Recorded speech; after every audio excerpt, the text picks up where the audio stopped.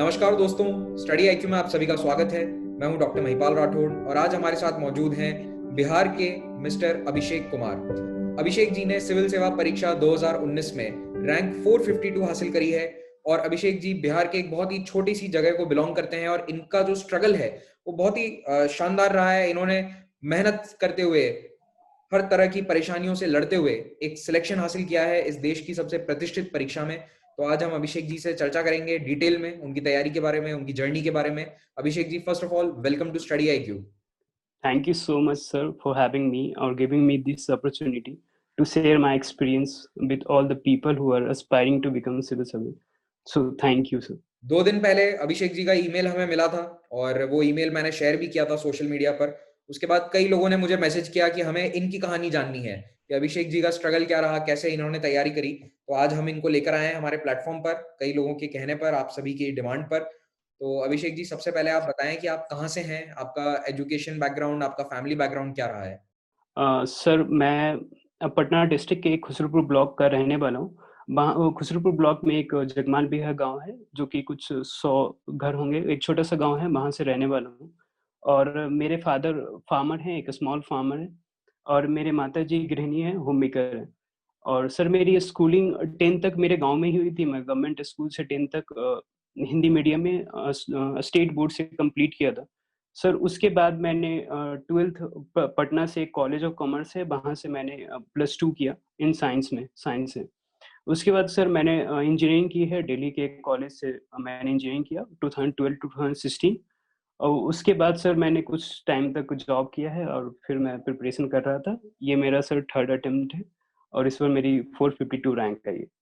तो आपने इंजीनियरिंग करने के बाद जॉब का रुख नहीं किया? आपको नहीं लगा कि जॉब ही करना चाहिए? मतलब सिविल सर्विसेज की तरफ रुझान कब आया आपका? जब मुझे कैंपस प्लेसमेंट हो गया था, जब मेरी एक जॉब लग गई थी, उसके बाद मुझे लगा कि मैं कुछ और बड़ा सोचता हूँ और कुछ करने का देखता हूँ। सर और बिहार से बैकग्राउंड है मेरा, हम हमेशा सिविल सर्वेंट को देखते हैं, तो एक वो हमारे लिए एक इंस्पायरिंग फिगर होते हैं, इंस्पिरेशनल स्टोरी होते हैं। वो थोड़ा-सा भी चेंज लाते हैं, तो सोसाइटी में बहुत बड़ा इम्पैक्ट रहता है। तो कहीं न कहीं एक माइंड में तो था सर बिल्कुल कि एक सिविल सर्विसेज़ एक अपॉर्च्युनिटी है, जहाँ कि आप अच्छा कर सकते हैं सोसाइटी के लिए। अपने लिए नहीं बल्कि सोसाइटी के लिए, नेशन बिल्डिंग के लिए अच्छा कंट्रीब्यूशन कर सकते हैं। तो बैक ऑफ द माइंड तो था सर, बट अगेन वो कुछ फाइनेंशियल इश्यूज़ थे, मुझे एजुकेशनल लोन भी था और सर ऑनेस्टली उतना पैसा भी नहीं था कोचिंग जॉइन करने का। तो उस टाइम पे लगा कि अ, एक काम करते हैं, अभी जॉब स्टार्ट करते हैं, लोन भी थोड़ा पे कर लेंगे, कुछ सेविंग कर लेंगे, तो आगे में हो सकता है जॉब छोड़कर फुल टाइम प्रिपरेशन करेंगे। तो स्ट्रैटेजी सिंपल था सर। मैंने अल्दो कॉलेज के बाद से ही प्रिपरेशन स्टार्ट कर दिया था। मैं जब दिल्ली से मुझे याद है जब मैं वहाँ से आ रहा था, तो मैंने सारे बुक्स खरीद के दिल्ली से लेके घर आया था और मैं तभी से प्रिपरेशन स्टार्ट कर दिया था सर। तो तो आपने फिर मैं जॉब जॉब किया। जॉब कितने साल करी आपने? Yes sir. सर मैं जनवरी 2018 में जॉब छोड़ दिया सर। अच्छा। जब मुझे लगा कि अब प्रीलिम्स आ रही है और मुझे और ज़्यादा टाइम देना है और उससे पहले सर 2017 में मेरे प्रीलिम्स नहीं हुई थी, कुछ मार्क्स रह गया था। तो और तब मुझे लगा कि अब मुझे फुल टाइम देना चाहिए प्रिपरेशन को, तो फिर मैंने सर जॉब छोड़ दिया। तो आपने 17 वाला अटेम्प्ट जॉब करते-करते दिया था, उसमें आप प्रीलिम्स क्लियर नहीं कर पाए और यस सर। 18 अटेम्प्ट के पहले आपने जॉब छोड़ दी थी, क्योंकि आपको लगा था कि पूरी yes sir. Full time yes. तैयारी करनी चाहिए। ओके। तो यस सर। अभिषेक जी, इससे पहले कि मैं आपकी यूपीएससी की जर्नी के बारे में डिटेल में बात करूँ, मैं आपसे ये पूछना चाहता सर। हूँ क्योंकि आपने ये डिटेल हमें बताई नहीं, लेकिन मुझे ये पता है क्योंकि कल हमारी फ़ोन पर बात हुई थी। तो आपने मुझे बताया था कि आपके सर। गाँव में किस तरह का जीवन है और कैसे आपने पढ़ाई करी है। तो मैं चाहूँगा कि आप हमारे सर। श्रोताओं से भी वही बात शेयर करें जो आपने मुझे बताई थी। लेकिन कि किस तरह का आपने स्ट्रगल हाँ, करते हुए पढ़ाई करी है बचपन में? एक तो मेरे गाँव में अभी तक 3-4 साल पहले तक लाइट नहीं थी सर। ऑफ़िशियली लाइट 2-3 साल पहले आई है। और सर ऐसा है कि मेरे गाँव में मेरे ब्लॉक में ही कोई सिविल सर्वेंट नहीं है। मैं पहला लड़का हूँ जो सिविल सर्विसेज़ निकाला हूँ। तो कोई एक ऐसा बड़े फिगर नहीं थे जो इंस्पायरिंग फिगर होते हैं, जो मोटिवेट करते हैं, जिनको आप देख के आगे कुछ बड़ा सोचते हैं, तो ऐसा कुछ भी नहीं था। और सर मैं फैमिली में पहला लड़का हूँ जिन्होंने इंजीनियरिंग की है। मेरे घर में कोई बड़े उसमें नहीं है, कोई ना तो डॉक्टर या इंजीनियरिंग की पढ़ाई की है, तो मैं पहला स्टूडेंट था घर से निकलने वाला। और सर गाँव में भी मेरी गाँव जो है बिल्कुल छोटी-सी गाँव है, तो मोस्टली लोग या तो खेती में काम करते हैं या वो लोग पटना जाकर काम करते हैं। तो हमारे एक छोटे से शहर से इतना बड़ा ड्रीम सोचना ही एक बड़ी बात थी। और सर फाइनेंशियल भी इश्यूज़ थे, मैं जब इंजीनियरिंग कर रहा था तो पैसे उतने नहीं थे, तो मैंने एजुकेशन लोन लिया था। और सर उसके बाद जब मैं जॉब में था और मैं कुछ पे कर रहा था बिकॉज़ वहाँ से कुछ इंस्टॉलमेंट दे रहा था। बट मुझे उस टाइम पे लगा था सर कि अगर मैं इस तरह से इंस्टॉलमेंट जितना दे रहा हूँ, उसमें मुझे कम से कम 3 से 4 साल लगेंगे उसको इंस्टॉलमेंट को कंप्लीट करने में। और तब तो मेरी एक फ़ेज़ है जो जिस टाइम आप ज़्यादा एनर्जाइज़्ड होते हैं, वो तो चला ही जाएगा। तो एक बहुत बड़ा स्ट्रगल था सर कि एक छोटे से बैकग्राउंड से आया हुआ एक जॉब है, लोन है और फिर सब कुछ को छोड़ करके आपको फुल टाइम तैयारी करना। तो डिफ़िकल्ट था sir given the background that I have sir. लेकिन मेरे ख्याल से आपकी जो जर्नी रही है, आपका स्ट्रगल रहा है, वो एक आइडियल सर एग्ज़ाम्पल हो सकता है उन स्टूडेंट्स के लिए जो सोचते हैं कि हम उस मुकाम तक नहीं पहुँच सकते। मेबी आईएएस सिर्फ़ जो बड़े कॉलेजेस से पढ़कर निकले हैं, आईआईटी से पढ़कर निकले हैं, उनके लिए है। लेकिन ऐसा बिल्कुल भी नहीं है। यूपीएससी कहीं पर भी ये नहीं माँगता रिक्वायरमेंट में कि आपका आईआईटीयन होना ज़रूरी है या फिर आपका सेंट्रल यूनिवर्सिटी से पास आउट होना ज़रूरी है। आप देश के किसी भी मान्यता प्राप्त कॉलेज से डिग्री लेकर इस एग्ज़ाम को अटेम्प्ट कर सकते हैं। आगे आपकी मेहनत है। तो अब आपकी मेहनत वाली स्टोरी बिल्कुल से सर। शुरुआत करते हैं। तो आपने सेकंड अटेम्प्ट के लिए फिर क्या बदलाव किए? क्योंकि आपका फर्स्ट अटेम्प्ट में प्रीलिम्स क्लियर नहीं हुआ था। तो 2018 के लिए आपने सर पढ़ाई किस तरह से स्टार्ट करी? सर 2017 में एक तो था कि जॉब के साथ उतना टाइम नहीं मिल रहा था और उस टाइम पे मेरी ट्रेनिंग चल रही थी तो और मैं ज़्यादा नहीं पढ़ पा रहा था। तो ये एक टाइम कंस्ट्रेंट था सर। लेकिन 2018 में जब मैं आया तो मैंने सबसे पहले ये किया कि सारे जो बुक्स थे मेरे प्रीलिम्स का जो सोर्सेज़ थे, क्योंकि सर मेरी प्रीलिम्स उस टाइम पे नहीं हुई थी तो मैं इसमें सोचा था कि जब मैं आया हूँ तो पूरा टाइम अभी जो फरवरी से था, फरवरी से मैंने मई तक पूरा प्रीलिम्स को दिया। उस टाइम में सर मैंने सारे बुक्स जो थे प्रीलिम्स का उसको मैंने एटलीस्ट 3 से 4 बार रिवीजन किया था, सारे बुक्स को। उसके बाद सर मैंने करंट अफेयर्स मैगज़ीन उठाया था, एक विज़न आईएएस का मैगज़ीन था, तो उसको मैं मैगज़ीन को पूरा पढ़ता रहता था, उसको रिवीजन करता रहता था। और एंड में सर मेरा स्ट्रैटेजी एंड में क्या था कि लास्ट के 1 महीने में मैं एक तो टेस्ट लगाता था एवरीडे मॉर्निंग में मैं 9 बजे से टेस्ट लगाता था। जो भी ऑनलाइन सोर्सेज़ अवेलेबल रहते थे, जो पीडीएफ मिल जाता था सर ऑनलाइन, तो उससे मैं लगाता रहता था। और उसके बाद सर मेरा स्ट्रैटेजी ये था कि मैं टाइम को डिवाइड किया था लास्ट के 1 महीने को। लेट्स से कि मुझे 15 डेज़ में ये सब्जेक्ट कंप्लीट कर लेना है और एक रिवीजन उसके बाद लास्ट के 7 डेज़ में कर लेना है। उसके साथ-साथ मैं ये कर रहा था सर बिकॉज़ मैं रिवीजन तो कर रखा था बट कुछ रेकनिंग चीज़ें थी जो मैं हमेशा भूल रहा था। तो उसको मैंने ए4 शीट पे हमेशा नोट कर लेता था लास्ट के दिनों में। और लास्ट के 7 डेज़ में मैं उसी को रिवाइज़ करता था। सर लेट्स से कि पॉलिटी को मैं कुछ 3-4 पेज में लिख लिया था, छोटे-छोटे नोट्स बना लिए थे, जो फैक्ट्स थे जो मैं भूल रहा था। और उसी को मैं रिवीजन करके जाता था और सर फॉर्च्यूनेटली हमेशा मेरे दोनों प्रीलिम्स में 110 प्लस ही नंबर आए। इस बार भी अच्छे मार्क्स आ रहे थे। अभी तो आंसर आया नहीं है। एक्चुअली वो नंबर आया नहीं है बट लास्ट ईयर भी 114 मार्क्स आए थे और इस साल भी मेरे अच्छे मार्क्स थे, 115 प्लस है। तो आई थिंक उसमें मेरा जो की स्ट्रैटेजी यही रहा है कि सर मैं हमेशा रिवाइज़ करते रहा हूँ जो मेरा लिमिटेड सोर्सेज़ थे और उसको एंड में मैं नोट्स बना के और ज़्यादा इंटेंसिटी के साथ रिवीजन किया था। प्रीलिम्स का मेरा यही स्ट्रैटेजी है। ओके। और ये जब तैयारी आप कर रहे थे 2018 प्रीलिम्स की, तो आप दिल्ली में थे या फिर आप अपने घर से, अपने गाँव से तैयारी कर रहे थे? नहीं सर, जब मैं जॉब छोड़ा तो फिर वहाँ से मैं डायरेक्ट दिल्ली आ गया था। ऑल्दो दिल्ली आना रहना एक चैलेंजिंग था बट मैं थोड़ा-सा सर जॉब में ही सेविंग किया था क्योंकि बैक ऑफ द माइंड मेरे को था कि मैं प्रिपरेशन करूँगा, मुझे कुछ पैसे की ज़रूरत होगी तो मैं थोड़ा-थोड़ा सेव कर रहा था वहाँ पे। और उसके साथ एक सर एक मिशन आईएएस आईपीएस है, तो वो मुझे रेसिडेंशियल अकोमोडेशन प्रोवाइड किए थे दिल्ली में। तो वो एक पैसा थोड़ा सेविंग था और उन्होंने सपोर्ट किया तो इसकी वज़ह से मैं दिल्ली में रह पाया था। चलिए, बहुत अच्छी बात है। आपको जब मदद की ज़रूरत थी, तब मदद आपको मिली और आपने दिल्ली में रहकर तैयारी करी। तो 2018 में आपका मेंस का अटेम्प्ट कैसा रहा? आपने मेंस के लिए कोई स्पेशल स्ट्रैटेजी अपनाई? किस तरह से तैयारी करी? क्या आपने सेल्फ नोट्स बनाए या फिर आप प्रिंटेड मटीरियल पर निर्भर रहते थे? उसके बारे में हमें डिटेल में बताएँ। सर दोनों था। एक्चुअली मैंने सेल्फ नोट्स भी बनाया था जो रेकरिंग थीम है जो करंट इश्यूज़ हैं।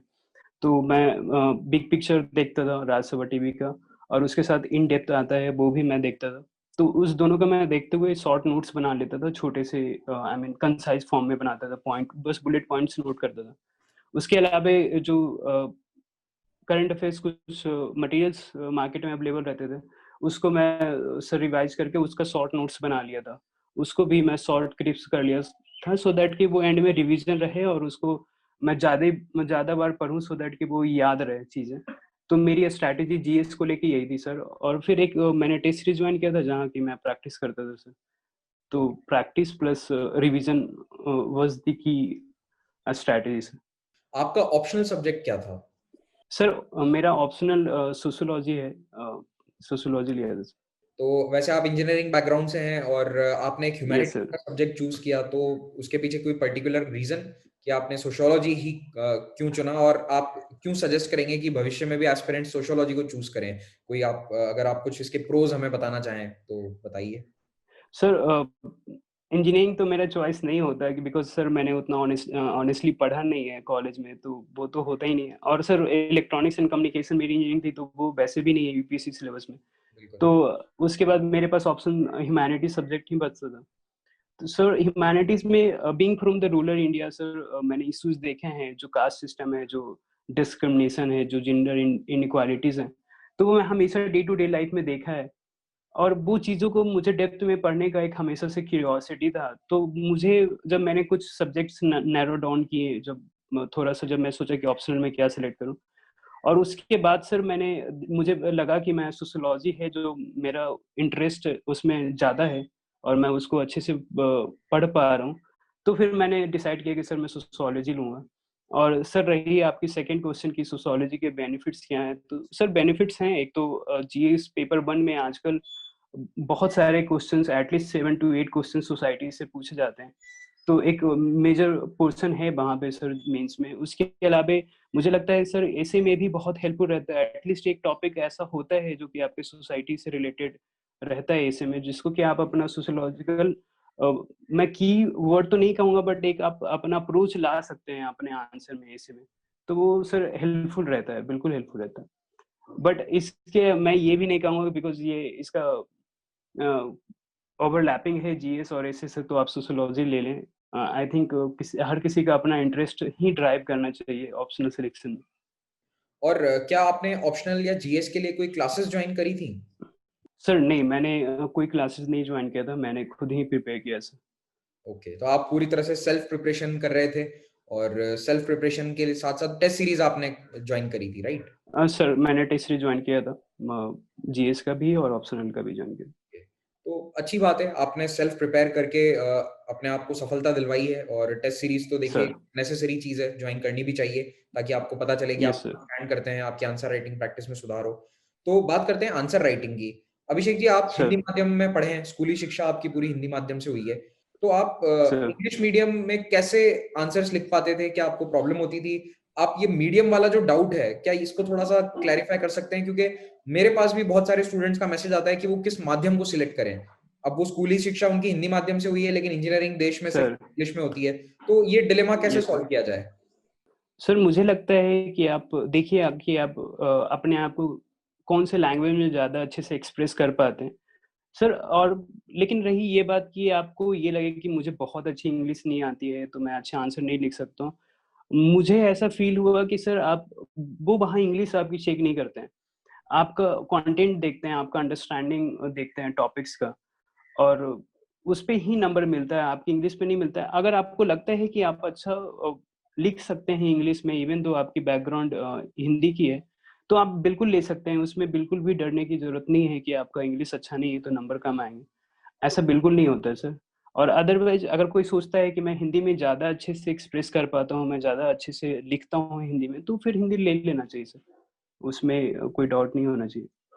पर आपको इंग्लिश मीडियम बेटर लगा, क्योंकि आप आई थिंक सोर्सेस आप इंग्लिश में पढ़ पा रहे थे और अपने आप को एक्सप्रेस भी कर पा रहे थे बेटर, तो इंग्लिश में आपने सर, माध्यम चूज़ किया। एक तो मुझे ये लगता है कि आजकल जो करंट इश्यूज़ से जैसे यूपीएससी में आजकल चल रहा है, तो वो करंट अफेयर्स के मटेरियल्स ज़्यादा अवेलेबल हैं इंग्लिश में।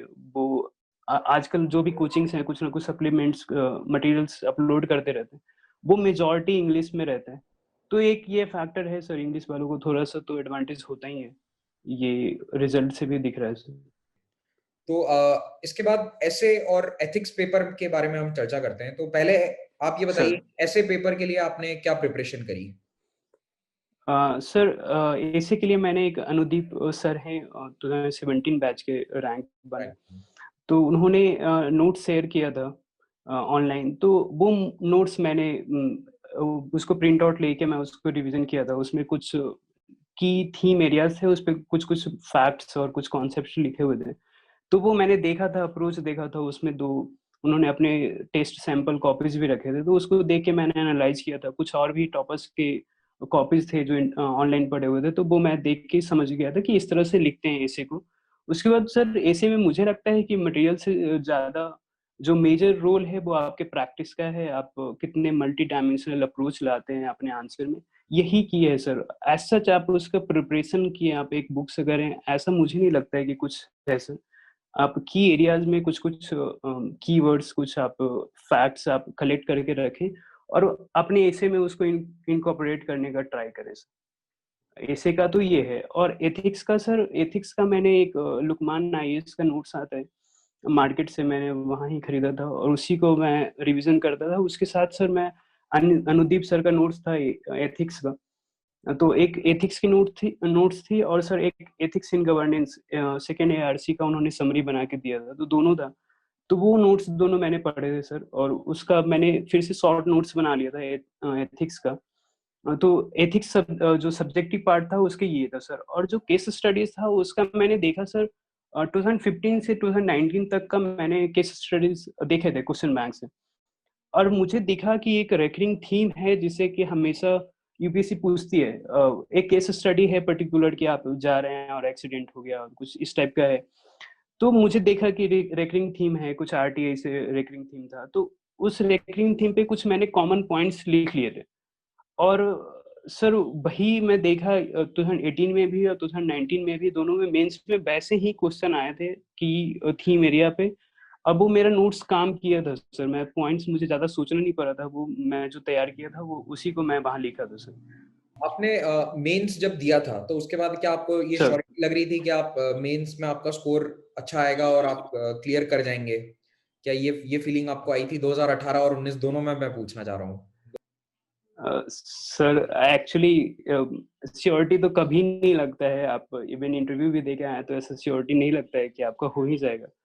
तो सर श्योरिटी तो बिल्कुल नहीं थी, बट यही था कि लेट्स से देखते हैं कैसा मार्क्स आता है, बट श्योरिटी नहीं थी सर। तो 2018 में आपका स्कोर क्या रहा था? आप कितने मार्क्स से मिस कर गए थे इंटरव्यू कॉल? सर मेरा कुछ 7 मार्क्स से छूट गया था मेरा। 700 कुछ 60 मार्क्स आए थे, मुझे एग्जैक्टली याद नहीं। तो ओके, कुछ 7 मार्क्स से मेरे छूट गए थे कॉल्स। काफी कम नंबर से आप रह गए थे, इंटरव्यू कॉल आपका रह गया। तो सर आपने यस 2019 सर। के लिए फिर से तैयारी जब स्टार्ट करी, तो इस बार क्या आपने कुछ यस बदलाव सर। किया अपनी तैयारी में, या फिर जो स्ट्रैटेजी आपने 2018 में फॉलो करी थी वो सेम आपने 2019 में भी फॉलो करी? नहीं सर, एक्चुअली जब एक तो मार्क्स आपका रिजल्ट नहीं आता है तो आपको पता नहीं चलता है कि कौन से उसमें नहीं आया। अल्दो मेरे जीएस में अच्छे मार्क्स थे, ऑलमोस्ट 400 मार्क्स थे, 400 प्लस मार्क्स थे, लेकिन मुझे पता नहीं था उस टाइम पे रिजल्ट आया, तो मुझे लगा कि हो सकता है मेरा जीएस ही खराब रहा। और बट मुझे लगा कि अगर मेरा इंटरव्यू का कॉल नहीं आया तो मुझे ओवरऑल प्रिपरेशन करने की जरूरत है। बहुत सारे एरियाज हैं जहाँ मैं लैक कर रहा हूँ। तो फिर आई थिंक सर दिसंबर में रिजल्ट आई थी। उसके बाद मैं 2-3 महीने बस मेंस पे फोकस्ड रहा। मैंने सर आंसर राइटिंग प्रैक्टिस से स्टार्ट किया। मैं 3-4 ऑनलाइन क्वेश्चंस देखते थे और मैं खुद से प्रैक्टिस करता था जीएस के लिए सर, आंसर राइटिंग। और ऑप्शनल के लिए सर एक्चुअली क्या था कि मैं कुछ स्टैंडर्ड बुक्स नहीं पढ़ पाया था, बेसिक नोट्स ही पढ़ के मैं दे पाया था, क्योंकि जब जॉब में था तो टाइम नहीं मिला। उसके बाद जब मैं जॉब छोड़ा तो फिर से प्रीलिम्स का पढ़ने लग गया था, तो मेरे पास टाइम नहीं रहा। तो इस टाइम पे मैंने यूटिलाइज किया कि जो भी स्टैंडर्ड बुक्स थे, कुछ इग्नू के मटेरियल्स थे, उसको मैं ट्राई किया कि उसको कवर करूं और उसका कुछ नोट्स बना लिया था। तो उसको इस टाइम को मैंने ऐसे यूटिलाइज किया, मैं जीएस के लिए भी पढ़ा और ऑप्शनल के लिए भी पढ़ा। क्या आप ऑनलाइन सोर्सेज पर निर्भर रहते थे, या फिर आप केवल प्रिंटेड नोट्स पर ही बिलीव करते थे और केवल प्रिंटेड मटेरियल को आपने फॉलो किया? सर एक्चुअली मैं दोनों का कॉम्बिनेशन यूज करता था सर। एक तो मुझसे ऑनलाइन ज़्यादा पढ़ा नहीं जाता है, तो मैं जो ऑनलाइन मटेरियल रहते भी थे उसको मैं प्रिंट आउट लेके पढ़ता था। तो लेकिन दोनों कॉम्बिनेशन था सर, कुछ इंस्टीट्यूट के नोट्स थे और कुछ ऑनलाइन मटेरियल्स थे, उसका मैं प्रिंट लेके फिर करता था सर। क्या आपसे करंट अफेयर्स बेस्ड इंटरव्यू में कोई सवाल पूछे गए? यस सर, पूछे गए थे बिल्कुल। डब्ल्यूएचओ कोरोना वायरस से पूछे गए थे। फिर सर उन्होंने एक क्वेश्चन मुझसे पूछा था कि डॉग मीट बैन जो हुआ है नॉर्थ ईस्ट में हुआ था, उस पे आपकी क्या टेक है। तो उस टाइम पे सर मैं क्या कर रहा था कि मैं स्टडी आईक्यू फॉलो करता था, धवन सर की वीडियोस फॉलो करता था, आपकी वीडियोस फॉलो करता था और अंकित सर की भी वीडियोस मैं फॉलो करता था। तो ये टॉपिक मैं आपके वीडियो से मैं प्रिपेयर किया था। आपने उस टाइम पे I think Veer Singh sir का वो एक आर्टिकल आया था, उसको आप लेके अच्छे से तैयार किया था। तो वो नागालैंड में जो मीट वही था। मैं यस सर, तो वो मैं पूरा का पूरा वहाँ पे बोला था और they were really convinced with my answer. तो वो अच्छा लगा था, एक कॉन्फिडेंस बूस्टर था कि मैं ये क्वेश्चन को आप जानते हैं और आप अच्छे से आंसर कर रहे हैं। तो उस टाइम पे कॉन्फिडेंस बूस्ट करता है सर ये चीज़ें। और इसके अलावा सर मैं अंकित सर का वैसे भी मेंस के जो तैयारी में मैं सर वो इकोनॉमिक सर्वे का वो समरी बनाते थे। और वो समरी मैंने पूरा देखा था और उसको मैं हमेशा मेंस के भी आंसर में यूज़ करता था। तो एक तरह से देखें तो स्टडी आईक्यू बहुत हेल्प किया है मेरे प्रिपरेशन में सर। चलिए, हमें बहुत खुशी है कि हमारे एफर्ट्स आपको कहीं न कहीं काम आए और हम उम्मीद करते हैं आगे भी एस्पिरेंट्स को काम आते रहेंगे। इंटरव्यू के बारे में अब बात करते हैं। तो आप जब इंटरव्यू के सर लिए जा रहे थे, तो आपने मॉक इंटरव्यूज़ के प्रिपेयर किए थे? क्या आपने मॉक्स दिए थे या फिर आप डायरेक्टली इंटरव्यू में चले गए बिना किसी प्रिपरेशन के? नहीं सर, मैं मॉक दिया था और मेरी तो पहले इंटरव्यू थी 3rd ऑफ अप्रैल, तो मैं पहले भी मॉक्स दे के एक बार तैयार हो गया था। जब मुझे लगा था कि अब मैं मॉक देना बंद करता हूँ, कुछ 20th मार्च पे मेरा लास्ट मॉक दिया था। फिर उसके बाद लॉकडाउन हो गया सर, तो फिर से वो रिदम टूट सा गया था। तो उसके बाद फिर से मैंने ऑनलाइन मॉक्स दिए कोविड के बीच में जब आया डेट, तो मैंने मॉक्स दिए हैं सर, बिल्कुल मॉक्स दिए हैं, बहुत सारे इंस्टीट्यूट में दिए थे सर। तो आपका इंटरव्यू अभी जब जो लास्ट स्टेज वाले इंटरव्यूज़ हुए हैं, उन्हीं में आपका इंटरव्यू हुआ है। तो आप काफ़ी सर लंबा लंबा समय आपने बिताया लॉकडाउन में। एक एंग्ज़ायटी ज़रूर रही होगी। क्या फीलिंग्स थी आपकी उस समय? सर क्या प्रीलिम्स के लिए प्रिपेयर कर रहे थे फिर से 2020 के लिए, या फिर आप इंटरव्यू का ही इंतज़ार कर रहे थे? ये मैं सवाल इसलिए पूछ रहा हूँ अ, क्योंकि अभी भी जो 2020 अटेम्प्ट दे रहे हैं जो लोग, उनमें अभी भी बहुत सर एंग्ज़ायटी है कि क्या होगा, अटेम्प्ट होगा, नहीं होगा, एग्ज़ाम होगा, किस दिन होगा, आगे जाएगा। तो ऐसे समय में आपकी मनोदशा कैसी थी और आपने क्या तरीके अपनाए हैं अपने आप को काम रखने के लिए, शांत रखने के लिए? सर एक तो इमीडिएट गोल दिख रहा था कि आपका इंटरव्यू है और वो इंटरव्यू तो होना ही है, एट एनी कॉस्ट इंटरव्यू तो होना ही है।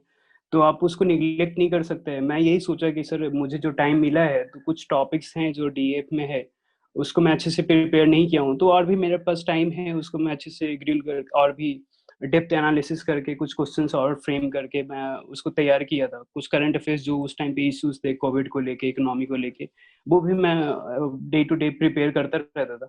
और उससे रही बात प्रीलिम्स की, तो बीच में मुझे थोड़ा-सा डाउट आया था कि हो सकता है कि प्रीलिम्स पहले हो जाए, इंटरव्यू बाद में हो। तो सर उस टाइम में मैंने थोड़ा-सा क्या किया कि मैंने मैगज़ीन जो होते हैं करंट अफेयर्स के, तो वो मैं पढ़ना शुरू कर दिया था। और वो इस एक तरह से देखें तो वो मेरे इंटरव्यू में भी काम आया, बिकॉज़ मैं करंट अफेयर्स से और भी प्रिपेयर्ड हो गया था, वेल प्रिपेयर्ड हो गया था। फिर जैसे ही मुझे पता चला कि अब इंटरव्यू स्टार्ट होगा, फिर आई थिंक 5th जून को या मई को शायद नोटिफ़िकेशन आया था। उसके बाद फिर मैंने सोच लिया सर कि अब जब इंटरव्यू होने वाला है, तो मुझे सारे कुछ छोड़कर मैं सिर्फ़ इंटरव्यू का ही प्रिपरेशन करता रहा। अभिषेक जी, आपका इंटरव्यू किस लाइन पर हुआ? क्या आपके डैफ से क्वेश्चन्स पूछे गए या फिर आपकी ग्रेजुएशन सब्जेक्ट या फिर करंट अफेयर्स? सर ये तो कॉम्बिनेशन ऑफ ऑल 3 फैक्टर्स था सर। लेकिन मेजॉरिटी ऑफ क्वेश्चंस मेरे डीएफ बेस्ड थे। उन्होंने मेरे पटना सिटी के बारे में पूछा, कुछ वहाँ की प्रॉब्लम्स, अर्बन फ्लड के बारे में पूछा। फिर उन्होंने मुज़फ्फरपुर में एक्यूट एन्सेफलाइटिस होता है, उसके बारे में उन्होंने पूछा। फिर कुछ बैंकिंग रिफॉर्म्स, बैंकिंग कंसोलिडेशन को लेके पूछा। फिर एक मेंबर थी, मैम थी, उन्होंने क्वेश्चन मेरे हॉबीज़ से रिलेटेड पूछा था।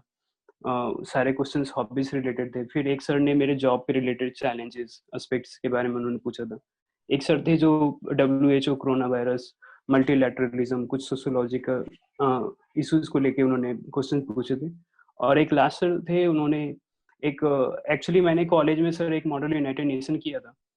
तो वो मॉडल यूनाइटेड नेशन के एस्पेक्ट पे उन्होंने पूरा पूछते रहे, उसी के अराउंड घूमते रहे। तो मेरा मेजॉरिटी सर जो क्वेश्चंस थे वो डीएफ के अराउंड ही थे और मैंने डीएफ अच्छे से तैयार किया था, तो होपफुली मैं आंसर कर पाया था।